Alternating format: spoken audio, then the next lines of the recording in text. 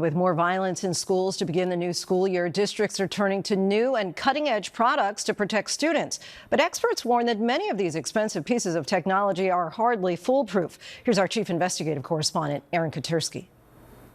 Halloween 2022, one high school student's nightmare. I got out of the gym. That's when suddenly I got attacked. Out of nowhere? Out of nowhere. Annie Lair, too, the victim of a vicious, seemingly unprovoked attack at Proctor High School in Utica, New York. Do you remember what was going through your head? I think what was going through my head was just really like, it's either you're going to die now or just try to fight back as much as you can. Authorities say the assailant, another student, smuggling a 9-inch hunting knife into the building, right through the district's brand new state-of-the-art AI weapons detection system called Evolve. How does a student get a 9-inch knife into the school? He came in, he walked right through the Evolve system with his backpack. Brian Nolan was the acting superintendent of Utica schools at the time of the stabbing. His predecessor spent more than $4 million to install the Evolve system in the district's 13 buildings. Nolan says the district was led to believe it would detect both guns and knives. We've written the machine learning algorithms for all the guns, all the bombs, and all the large tactical knives in the world. After the Halloween stabbing, Nolan opted to remove Evolve's weapon detection system from Proctor High and replace it with traditional metal detectors. How did that decision go over?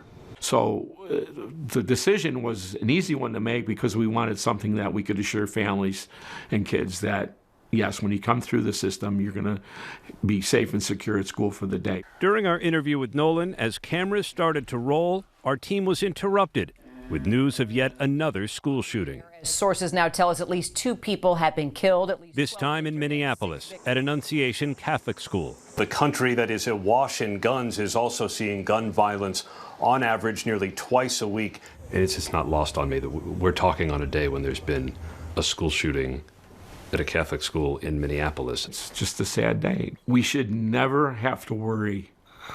This gets me upset. We should never have to worry about a child going to school and worrying about being killed. It's the fear of becoming the next Proctor or Annunciation that's driving demand for new products to protect students. From bullet-resistant glass to whiteboards that turn into bunkers to attack drones. We actually have the ability to launch pepper balls off of our drones. The scourge of violence in schools spawned a multi-billion-dollar industry almost overnight, with products marketed as the answer to a pressing question. How do we protect our children?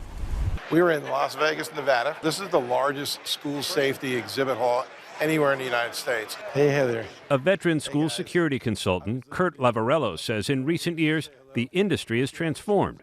I remember coming to the conference where there may be 4 or 5 vendors, and now you see there were over 100. As school shootings proliferate, the industry around protecting students has too. Schools and school districts are pumping millions of dollars into high-tech solutions. But critics say many of the products flooding this booming marketplace may not be the answer, and even Lavarello has reservations. I can't say there is a silver bullet out there that is going to give us that 100% guarantee. The advocacy group Everytown for Gun Safety has counted more than 100 shootings on school grounds so far this year, leaving more than 30 dead. And despite the millions of dollars spent each year to harden schools, some pricey pieces of technology have been cited in after-action reports for either not working as advertised or not working when it mattered most. Shatter-resistant film, security cameras with weapon detection software, and security vestibules. Unfortunately, these measures were not enough to stop this tragedy. In Nashville, school administrators faced scrutiny earlier this year after a student shot and killed one classmate and injured another at Antioch High School. A $1 million weapons detection system installed last year failed to identify a gunman on school grounds. In this instance, based on the shooter's location, in proximity to the cameras, and it wasn't close enough to get an accurate read and to activate that alarm. In Oxford, Michigan, less than 2 years before a shooting that claimed the lives of 4 students, the district installed a panic alert system called Pre-Plan Live. Thank you very much for having us. An executive for the company in 2019 pitching his platform to the Oxford School Board, claiming Pre-Plan Live's panic buttons would immediately contact law enforcement during an emergency. Once it's pushed, so you can see it pushed there, it will disseminate the plan. An investigative report commissioned by the district highlighted multiple failures during the shooting, both human and technical, but also singled out Pre-Plan Live, asserting that it did not work as marketed, adding that the significant expenditure on a tool that did not work diverted limited school resources from other proven safety measures and may have provided a false sense of assurance. The executive did not return our request for comment. I call it security theater. Dr. Kenneth Trump, a school security consultant, has coined that term for technology that helps administrators demonstrate investments in children's safety. It's providing an emotional security blanket that make you feel safer, but may not actually make you be safer. School administrators are under an enormous amount of pressure from parents and the school community to do something, and it's created a do something, do anything, and do it fast type of environment. An analysis from the procurement database GovSpend found that K-12 public schools have spent nearly $500 million upgrading their security infrastructure with various pieces of technology over the past 5 years. Critics say all that public money up for grabs has fostered an environment ripe for some opportunistic actors to enter the marketplace. Anytime you influx a market with the kind of dollars that we've seen go to school safety over the years, you're going to have some murky waters. ABC stations around the country are examining this growing industry. Our Houston station, KTRK, spoke with a local school police chief who described the challenge of balancing old school training with these cutting-edge technologies. We can spend all the money in the world, on all of these systems and this technology, but if one person doesn't understand what we expect of them in the area of safety, it creates a huge vulnerability that we may not be able to overcome. A trade group that speaks on behalf of the security industry acknowledged in a statement to ABC News there are some products out there that fall outside wide acceptance and deserve more scrutiny, adding that there is no single solution that alone will make our schools safe.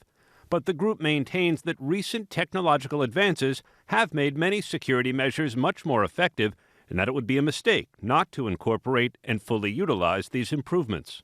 Experts overwhelmingly support investments in training before schools turn to high-tech solutions, brokering relationships with students, generating trust, and perhaps most importantly, locking doors in the event of an emergency. You can't rely on any product to do what smart people can do and caring people can do. Officials in Wisconsin credited teachers for locking doors and shepherding children into classroom corners during the 2024 shooting at Abundant Life Christian School, saying those steps likely saved lives.